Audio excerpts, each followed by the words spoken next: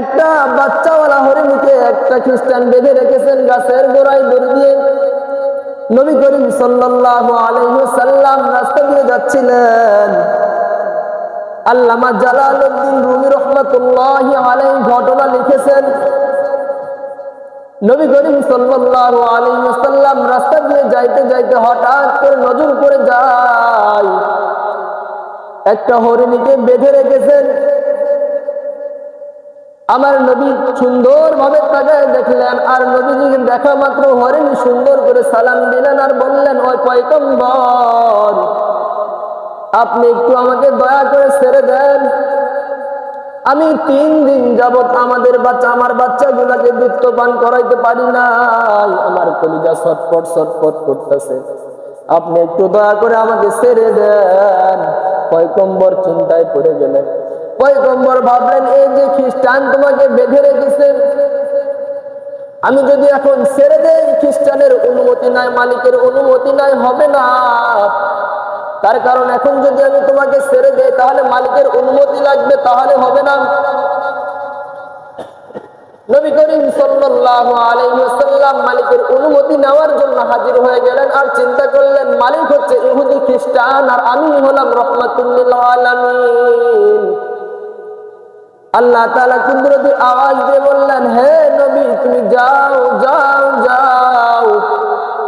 তোমার যাওয়ার দ্বারাই ওই খ্রিস্টান ওই ইহুদির পয়গম্বর তখন ওই যাওয়ার জন্য রওনা হলেন। আর বললেন, আল্লাহ তাআলা আপনি একটু দয়ার মাধ্যমে জানাই দেন, আমি কি ইহুদির কাছে যাব নাকি ফেরত আসবো। তখন আল্লাহ তাআলা জানাই দিলেন, ও নবী যাও যাও, আপনার যাওয়ার মাধ্যমে ওই ইহুদির হেদায়েতের কারণ হবে। বলেন সুবহানাল্লাহ। তখন পয়গম্বর ইহুদির কাছে গিয়ে বললেন, ও ইহুদি ভাই, আপনি 3 দিন যাবত একটা হরিণীকে গাছের গোড়ায় বেঁধে রেখেছেন। বলল, হ্যাঁ, আপনি কে? তখন বলল, আমি আব্দুল্লাহর সন্তান মুহাম্মদ। আপনি কেন এসেছেন আমার কাছে? বলে, 3 দিন যাবত হরিণীকে বেঁধে রেখেছেন, আমি এসেছি, আপনি যদি একটু দয়া করে হরিণীকে ছেড়ে দেন।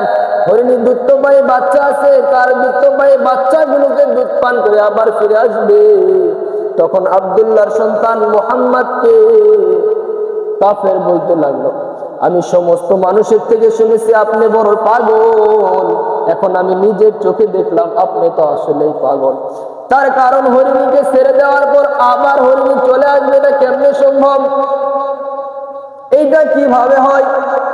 তখন মুহাম্মদ চোখের পানি ছেড়ে পয়গম্বর সুন্দর করে কান্না করতে করতে বললেন, ও ইহুদি ভাই, আপনি যদি মন থেকে বিশ্বাস না করেন তাহলে চলেন, রশিটা খুলে আমার হাতে দেন, আর যে তরবারি দিয়ে হরিণীর গলায় লাগাইতেন ওই তরবারি নিয়ে আপনি আমার পাশে দাঁড়ায় থাকবেন, ছাড়ে দিবেন হরিণীকে। সময় মতো যদি সুন্দর ভাবে আপনার কাছে হরিণী ফিরে না আসে, যে তরবারি হরিণীর গলায় লাগাইতেন ওই তরবারি আমার মুহাম্মদের গলায় লাগাইতেন।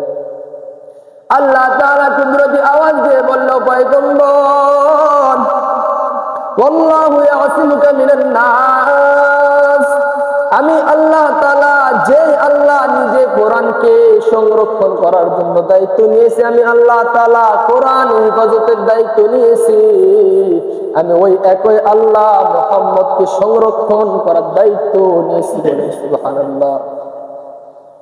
ও মুহাম্মদ, তোমার ভয় নাই, তোমার ভয় নাই, তোমার কিছু হবে না। মুহাম্মদের হাতে দড়িটা রশিটা খুলে দিলেন এবং মুহাম্মদ বললেন, হরিণী দ্রুত যাও, তাকায় দেখো ইহুদি আমার পাশে তরবারি নিয়ে দাঁড়ায় আছে, তুমি যদি সময় মতো এখানে ফেরত না আসো তাহলে ইহুদি তরবারি, যে তরবারি তোমার গলে চালাই দিত, ওই তরবারি কিন্তু আমি মুহাম্মদের গলায় চালাই দিবে, তাড়াতাড়ি যাও। তখন হরিণী দৌড় দেওয়ার পর জঙ্গলার দিকে যায়, বলে, কই আমার বাচ্চারা, কই, দ্রুত আসো। তখন মায়ের গলার আওয়াজ শুনে বাচ্চারা ছুটে এলো। বাচ্চারা এসে বলে, মা, তুমি 3 দিন যাবত আমাকে দুধ পান করো নাই, 3 দিন যাবত আমার সামনে আসো নাই, মা তুমি কোথায় ছিলা? তখন মা বললো, একটা ইহুদি আমাকে গাছের গোড়ায় বেঁধে রেখেছে, 3 দিন যাবত আমাকে ছুটে দেয় নাই, 3 দিন যাবত আসতে পারে নাই। তবে মা, তুমি আজকে কিভাবে আসলা, কেমনে আসলা, আমাদেরকে বলো। তখন হরিণ বলল,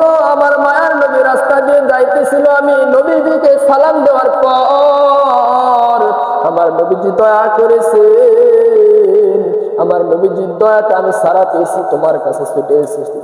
ও বাচ্চারা, বেশি দেরি করিও না, বেশি দেরি করিও না।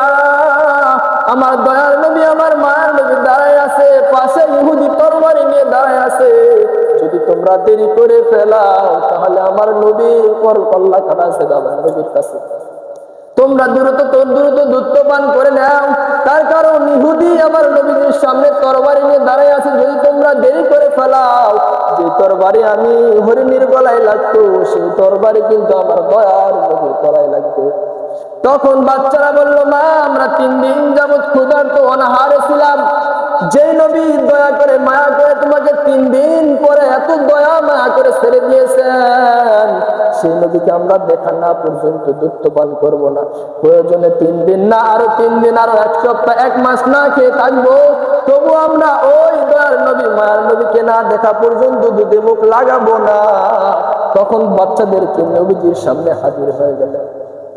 বাচ্চাদেরকে নিয়ে হরিণ সুন্দর করে নবীজির কাছে হাজির হওয়ার সঙ্গে সঙ্গে বাচ্চা সহ মা কি যেন বিড়বিড় করে বলতে থাকে এবং বাচ্চা সহ মা মাথা লুটিয়া লুটিয়া সেজদা দেয়।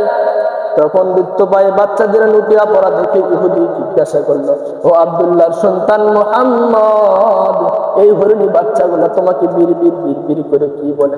এই হরিণীর বাচ্চা সহ মা মাথা নাড়ায় নাড়ায়, মুহাম্মদ তোমাকে কি যেন বলে, আমাকে বলো। তখন মুহাম্মদ বলল, ও ইহুদি ভাই, সর্বপ্রথম বাচ্চা সহ হরিণী আমার সামনে এসে সালাম দিয়েছে। সালাম দেওয়ার পর আমাকে মা বলতেছে আমার বাচ্চা এখনো দুধ পান করে নাই, 3 দিন যাবত না খেয়েছিল। আমি বললাম, বাচ্চারা তোমরা কেন দুধ পান করবে না? তখন বাচ্চারা বলল, মা, 3 দিন যাবত অনাহারে ছিলাম, না খেয়েছিলাম। 3 দিন পর যে নবী তোমাকে দয়া করে মায়া করে ছেড়ে দিয়েছেন, এত দয়ার মায়ার নবীকে না দেখা পর্যন্ত আমরা দুধ পান করব না। আল্লাহ তাআলা কত মায়া মোহাব্বত করে নবীজিকে কেমন আদর্শ দিয়ে দিয়েছেন। তখন এইরকম আদর্শ দেখে, পয়গম্বরের আদর্শ দেখে ইহুদি ভাই চিন্তা করে গেলেন, হাতের তরবারি ফালাই দিয়ে নবীজির রওজা মোবারকে যাওয়ার জন্য রওনা হলেন। নবীজি বললেন, ইহুদি ভাই কোথায় যাও? তখন ইহুদি সুন্দর করে নবীজির কদম জড়ায় ধরে বলতেছে, ও দয়ার পয়গম্বর, বনের পশু পাখি, বনের হরিণী যদি আপনাকে চিনে থাকে, আমি মানুষ হয়ে যদি আপনাকে না চিনি, তাহলে আমার মতো নিমুখ হারাম, আমার মতো বেঈমান, আমার মতো কাফের আর এই দুনিয়াতে কেউ নাই। আপনি আমার দয়া করে কালেমার রশি আমার গলায় পরাই দেন, আমার মদিনার সুন্নতি আমার গলায় পরাই দেন। তাড়াতাড়ি জান্নাতের পোশাক, জান্নাতের মেহমান হিসেবে আমাকে কবুল করে নেন বলেন।